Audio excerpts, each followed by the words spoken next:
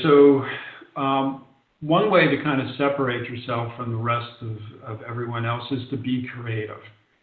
Okay, so I mentioned the 4 things that they look at: structure of thought, confidence level, communication skills. Those 3 all kind of tie in together.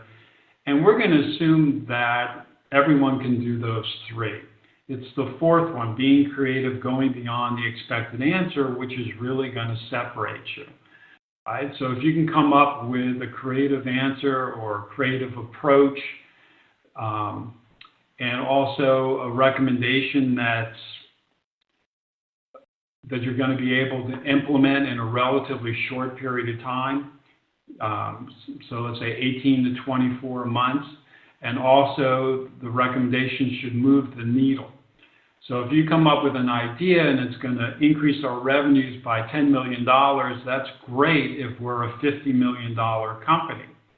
But if we're a $20 billion company, then that's not necessarily going to move the needle. So coming up with ideas and kind of putting them into perspective. Also, when you're laying out your recommendation,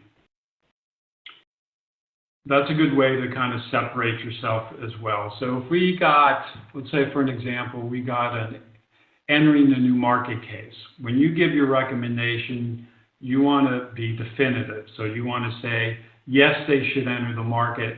This is how they should, this is why they should enter the market. This is how they should enter the market. These are some of the risks and the next steps. And when you do the next steps, most students just do the next steps in the short term. I would do short-term next steps and long-term next steps. No one ever thinks about the long term when they're laying out the next steps. And that's a good way to separate yourself as well. Use these interviews as a showcase for your talents, okay? To highlight your creativity, your sense of logic, your intellectual horsepower. Those are the things that are going to separate you the most.